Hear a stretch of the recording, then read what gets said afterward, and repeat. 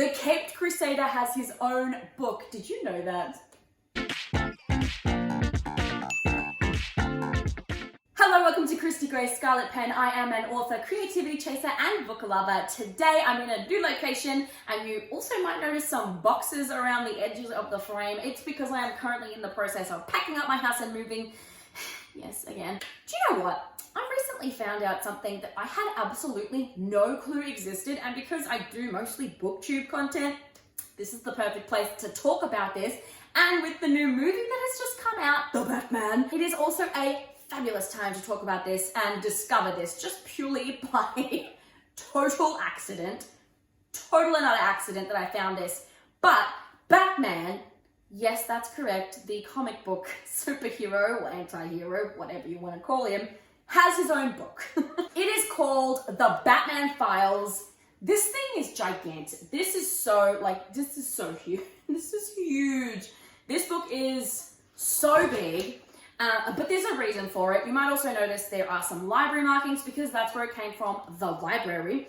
When I discovered this, I don't remember what the heck I was searching for. No clue, couldn't tell you, but I stumbled upon this. This book is essentially written by Batman and chronicles his entire life, his work as Batman, how he does Batman and why, and all of the people and all the things that he's come into contact with. Basically, it's his entire story, and on one of the first pages is a letter written by Batman to the person, whoever picks up this book. The whole point of the book is in case Batman dies, he has something to leave the person who will take up the mantle next.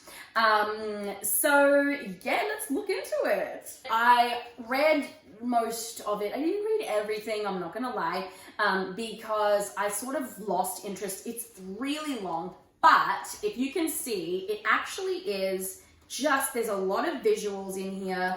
There's that, this is a blueprint of his utility belt. There's some really cool blueprinty things in here. There's stories. There are, oh, look at this. This is a psychological profile. But there are a lot of villains in here that I had no idea existed. There's stuff about Robin, the three of the main, I think, Robins. That's all in here as well. Like, there is just stuff galore. Some things are supposedly written by people. There are some newspaper clippings. There is just all of the incredible stuff in this. Like, this is this early sketching of Gotham City. There is just some really cool visuals and some really cool things in here. There's some postcards from one of the Robins. There's so many cool things in here. And it basically is, exactly as I explained it, it's basically an entire, like, what you would need to know about Bruce Wayne, how he became Batman, and how you should be and could be Batman as well. Let me see if I can find, there was some really cool blueprints.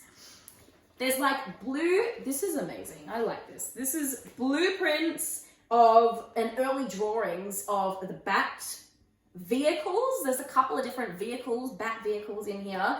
There was also early sketches of Batman's outfit. Look, that's so fun! These are some early designs for his Batman outfit. Throughout the book, there's also like these torn out journal pages where Bruce Wayne has written about something that's happened in his life, whether it's chasing a bad guy, meeting someone for the first time, like Catwoman, who is also in here, and various other criminals. They are all in here as well. And so they're just literally written in his voice, as if Bruce Wayne had really written down about his experiences or various things like that. And they are all the way throughout. There's all sorts. There's stuff about the Justice League in here. Oh my gosh, what's this? This is the Wayne Foundation when he moved, apparently, from Wayne Manor to the Wayne Foundation. And then there is also, I think that was after Dick Grayson. And then here is Dick Grayson's acceptance letter to college when Batman let him go off to college and told him to go to college. I feel like this should be done for all of the superheroes. This was really, really cool to look through. Batman is not my favoritist superhero. If you had a Superman one of these, I would be right there with you. For the DC version of these. But I think it's really funny because this book sort of maintains the illusion that the real Batman left this on someone's doorstep and he just decided to publish it all. They kept that illusion, and I think it's really funny. It's really cute. So overall thoughts for literally a Batman how-to book and also history of literally everything he's ever, almost everyone he's ever come into contact with. Some of these villains were like, there was really short little bits for some of these because they are really obscure and probably only showed up in one comic book once. But they were included because they, obviously the author, the guy who created this, or the people who created this, decided it was worth putting in because it was funny or something cute or something like that. But I'm really impressed with this. I think it's really fun. And if you love Batman, this is the perfect thing to read and to go through. If you're obsessed with Batman and you love him and you love the villains, there are some villains in here that aren't necessarily just for Batman, but that crossed over as well. There's all sorts of stuff about Joker, of course, he's sort of main nemesis of Batman. But there's just some really, really cool stuff in here, and I just think, oh my gosh, look at this, is crazy. This was someone's random version of the Batcave that who wrote it down. I love this utility belt graphic. Isn't that so fun? I went to so much effort with these, explaining all of the various things that are in this utility belt.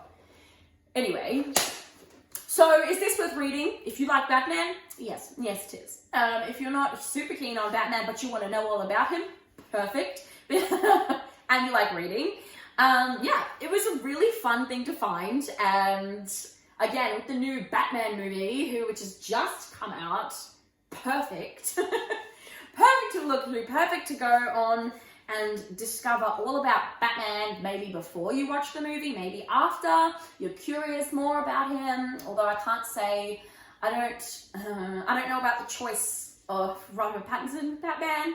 Although from the trailers that I have seen, he does a good job as being Batman, but as far as Bruce Wayne goes, I don't know. I think Bruce Wayne was supposed to be pretty handsome, and for me, Robert Pattinson is not doing it. But as Batman, he looks like he's pretty solid, so I don't know. Time will tell, and we'll see what all the reviewers and people say and what they decide whether he's a good Batman or not. Did you know that Batman was charged with murder once? I had no idea. And everyone thought he was dead for a while. Ultimately, this was a fun read, and it was really something cool and cute to go through and pretend that Batman is real while you're reading it. Yeah, maybe I should just go watch Batman now, or, because I like the Adam West Batman TV show. So I should go watch Adam West being Batman. Holy guacamole, Batman! Oh no. I should just watch all of the really bad Batmans and then say which one was the worst and the best. But anyway, maybe if you want to see that video, you should let me know in the comments. And yeah, go check out this Batman Files, because it was pretty fun, but only if you're a fan of Batman, I suppose. Maybe if you're not a fan or you have no idea, maybe it won't be for you, but there you go. That was that. Thank you so much for watching this video. I love superheroes, so this was really fun for me to make, create, and read and go through. But now I have to go return it to the library. Thanks for watching. I hope you enjoyed the video. I'll see you in the adventures.